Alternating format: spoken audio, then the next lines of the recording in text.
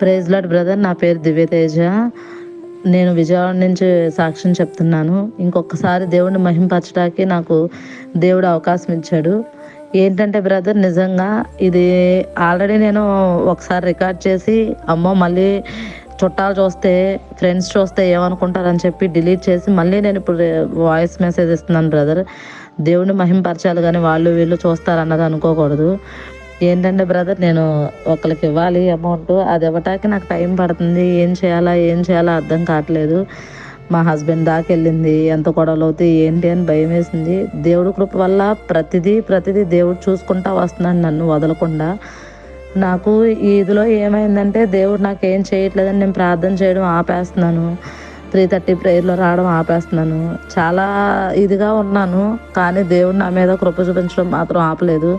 చాలా టెన్షన్స్ పడుతున్నాను, problems face చేస్తున్నాను. ప్రతి ఒక్కరి దగ్గర నాకు ఇదిగానే ఉంది బ్రదర్. నాకు ఏం చేయాలో అర్థం కావట్లేదు.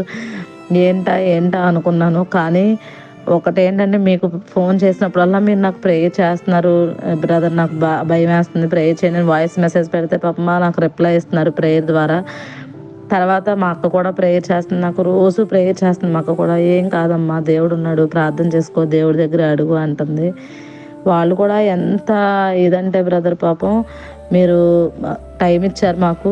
టైం ఇచ్చి అంతకు ముందు వరకే ఇంట్రెస్ట్ ఇవ్వండి, ఇప్పుడు వరకు ఇంకా అవసరం లేదు, ఇప్పటి నుంచి మీరు ఇవ్వవసరం లేదు అంటే మా హస్బెండ్ చెప్పారు. ఇవ్వాల్సింది కొంత ఇచ్చేస్తాం, మధ్యలో ఎంత వస్తే అంత ఇస్తాము, మేమేమో ఆపము అని చెప్పి మాట్లాడారు. సరే అని ఒప్పుకున్నారు. నిజంగా బ్రదర్, దేవుడు ఎంత అంటే అసలు ఎంత బాధలో ఉన్నానంటే బ్రదర్, నిజంగా నేను చెప్పలేను. వాళ్ళు కూడా, అవతల మనుషులు కూడా దేవుడు పెట్టలే బ్రదర్. చాలా దేవుడు కృప చూపించాడు మా మీద, వాళ్ళ మీద. చాలా మంచి వాళ్ళు బ్రదర్ వాళ్ళు కూడా. ఎందుకంటే పాపం అపార్థాలే బ్రదర్, ఏమీ లేదు. నేనేదో వాడుకున్నాను, నేనేదో చేసుకున్నాను, ఇవి కొనుక్కున్నాను అవి కొనుక్కున్నాను అనుకుంటున్నారు. కానీ నేను అసలు అలా చేయలేదు బ్రదర్. సాక్ష్యం చెప్తా కూడా చెప్పకూడదు. నేను వాడానంటే కొంతవరకు వాడాను, కానీ వాళ్ళ డబ్బులు నేను మొత్తంగా అయితే నేను వాడలేదు బ్రదర్ నిజంగా. కానీ ప్రతి విషయం దేవుడు నాకు టైం ఇప్పించాడు. ఆ టైంలోగా నేను కట్టేస్తాను అనేసి నేను నమ్ముతున్నాను బ్రదర్. దేవుడు నాకు చాలా మేలు చేశాడు, చాలా నా మీద కృప చూపించాడు. ప్రతి విషయంలో నాకు తోడుగా ఉంటున్నాడు దేవుడు. దానికి దేవుడిని ఎంతగానో మహింపరచాలి, గణపరచాలి బ్రదర్. మా పిల్లల విషయంలో కూడా, బర్త్డేస్ విషయంలో, అన్నిట్లో దేవుడు మాకు తోడుగా ఉంటున్నాడు బ్రదర్. అలాగే ఈ ఏప్రిల్లో పిల్లలకి మళ్ళీ నేను ఫస్ట్ టైం ఫీజు కట్టి బుక్స్ తీసుకోవాలి. దాని గురించి కూడా నేను ప్రార్థన చేసుకుంటున్నాను. దేవుడు నాకు ఇచ్చాడని నమ్ముతున్నాను ప్రతి విషయాన్ని. అసలు నిజంగా చనిపోదాం ఇది అని చెప్పేసి చాలా వేదన పడ్డాను. అలాంటిది అన్నిట్లో నుంచి నన్ను తప్పిస్తూ దేవుడు కృప చూపిస్తున్నాడు.